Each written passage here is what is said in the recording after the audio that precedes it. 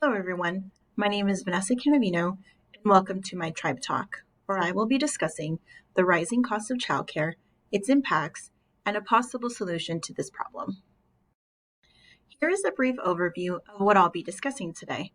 I'll be going into more detail regarding my problem and how we can better assist parents with the rising cost of care.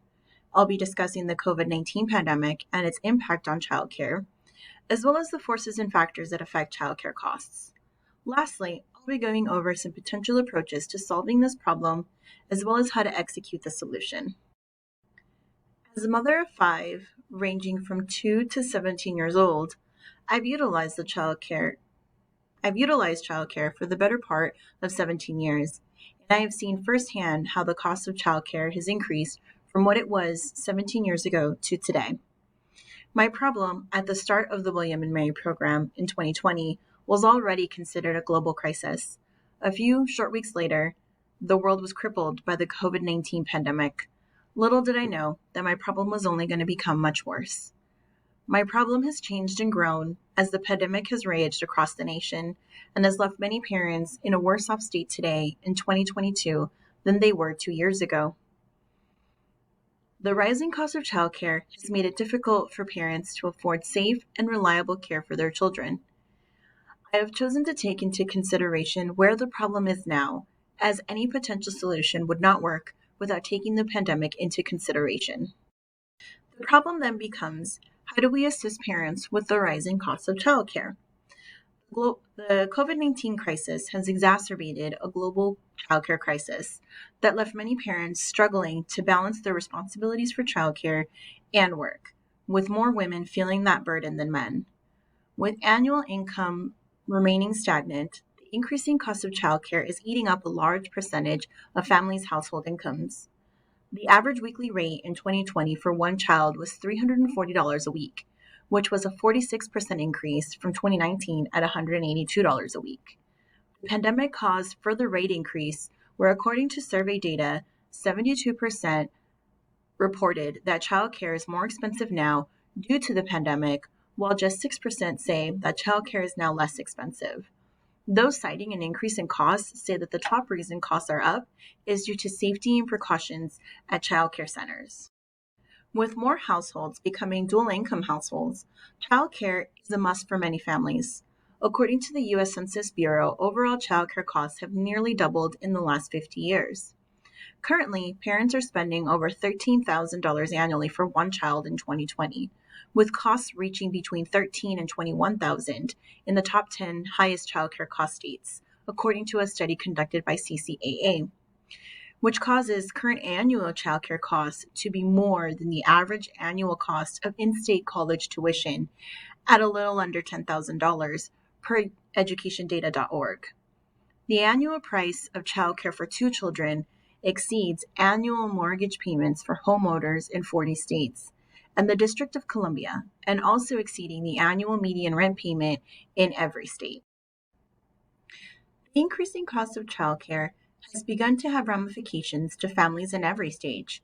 Even married couples who are considering having children have begun to weigh their options when it comes to paying for childcare and are delaying their decision to have children.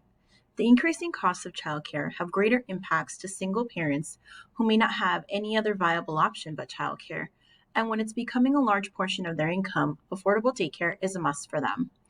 The childcare crisis heavily affects the economy, where an annual economic cost of $57 billion in lost earning productivity and revenue is a result of the lack of childcare options. The loss economically is felt on the individual level from lost earnings, to the business level as a loss in revenue due to the decrease in productivity and additional costs due to rehiring or covering for absenteeism, all resulting in a lower GDP. The lack of quality and affordable care exacerbates an already increasing problem nationwide. The current global pandemic has had a large impact on daycare centers and their ability to continue in the future. With parents either working from home or not working at all, childcare has become a cost that many parents cannot continue to afford. What are the forces and factors that make childcare so expensive? Why does the cost of childcare vary so much, from $5,000 annually in Mississippi to over $20,000 annually in Massachusetts. There are various reasons for such high rates, from cost of living in each state to availability of centers in both rural and urban cities. Today, I will focus on the actual cost to run a childcare center and the added pandemic costs. While the cost for a childcare center may not be the same as a manufacturing company, they do still have plenty of overhead costs to consider when deciding their overall rates. The startup costs for a childcare center range from $10,000 to $50,000. When factoring in other expenses to include marketing, furniture and fixtures, and administrative expenses, the average cost rises to $95,000. The fixed and variable costs associated to run a childcare center are vast and also extremely expensive. Employee compensation is just one of many large fixed costs that childcare providers face. Other substantial expenditures include rent, food, supplies, and insurance. From the initial license to a fully functioning center, the cost to run a childcare center can be over $240,000 annually. The cost of delivering care is heavily impacted by the teacher-child ratios, which are kept low for infants and toddlers in order to provide a safe and nurturing environment. This in turn causes labor to make up 60 to 80% of a childcare provider's costs. The cost of running a center ballooned during the pandemic. CDC restrictions cut down the number of children allowed in the center, thereby decreasing revenue, and yet costs continue to rise with the added PPE expense. With the now added costs of PPE for the daycare centers and the lack of revenue during the peak pandemic months, the cost of daycare will only get worse. A recent survey of 5,000 providers nationwide conducted by the National Association for the Education of Young Children, only about 11% say they could survive a closure of an indeterminate amount of time without government support. If these centers were forced to close, this could lead to a permanent loss of nearly 4.5 million child care slots, according to the Center for American Progress. COVID-19 has had many known impacts to the child care industry, but it is only the tip of the iceberg on what is to come in the future. While the childcare enigma has been a growing problem for years, the pandemic put it back into the forefront of all Americans and allowed everyone to see how detrimental limited to no access to affordable childcare is to families and the economy. In 2021, President Joe Biden included $29 billion in the American Rescue Plan to help the childcare sector recover from the unprecedented year of revenue losses. There has been an additional policy proposal, such as the American Families Plan and the Child Care for Working Families Act, which would use a mandatory funding structure so that states can finally make child care free for low-income working families and affordable for the middle class. It would also allow parents the choice and flexibility in finding a child care program that meets their schedule and needs. It would also increase the pay of early care educators, paying them according to their social and economic value. The CCWFA would also focus on ensuring that there is equitable access to preschool and expanding access for all children. The CCWFA Act would make childcare free or reduce costs for 76% of working families with children under the age of 6.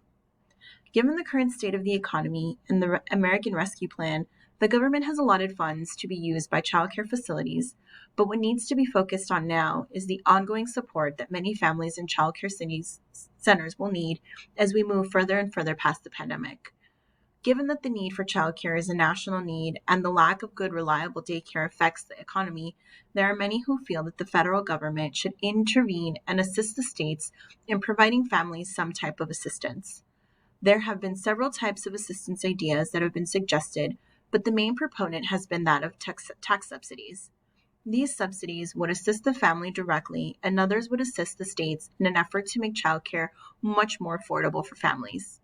The main idea would be to provide a substantial subsidy for every child from birth to their 5th birthday in a family at or below the 200% of federal poverty level. This is nearly half the families in the U.S. This would allow millions of families the access to the care that they so desperately need, and would also allow children who would not otherwise attend childcare the opportunity to attend and gain some pre-kindergarten level education at the same time. Another obvious program through which increased funds could flow would be the Child Care Development Block Grant, which provides money to states to support the child care needs of low income working parents.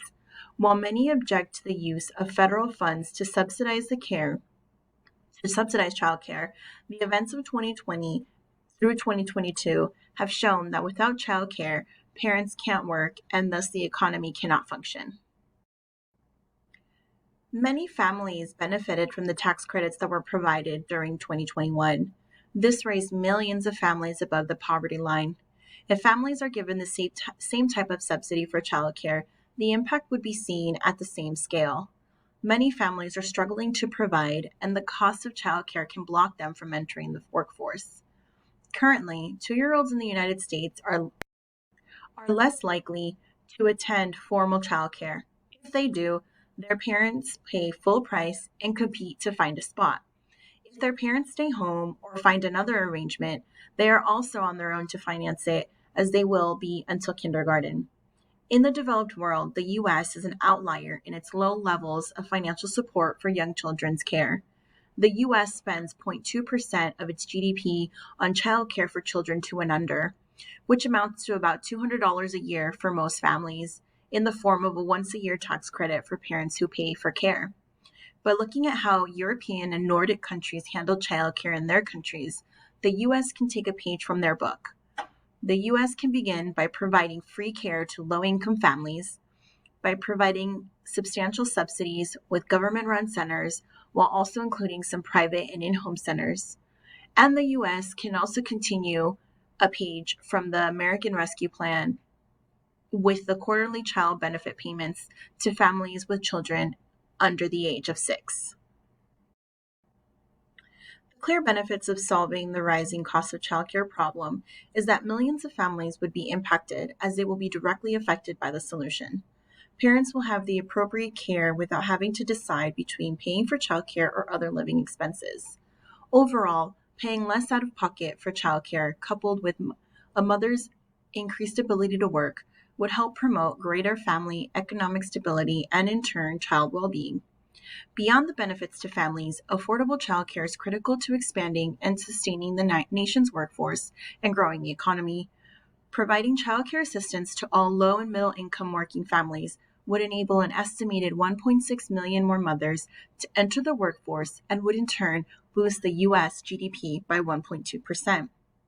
Supporting access to childcare would also save employers money on lost revenue associated with losing parent employees due to childcare problems, as well as the cost to train and hire new employees. While there are many benefits to solving this problem, it will not be without its pitfalls. Any solution will be difficult to enact. Attempting to solve a national problem will prove difficult for various reasons. The idea that there being a one solution fits all is not logical, as not all states, cities, and families are the same. It makes developing a solution that will help the most people and the right people a difficult task, as unfortunately there will be some families that may be left out of directly benefiting from the potential solution. Enacting policies that increase access to childcare is crucial to sustaining and strengthening the nation's current and future workforce. Thank you for joining my tribe talk for today.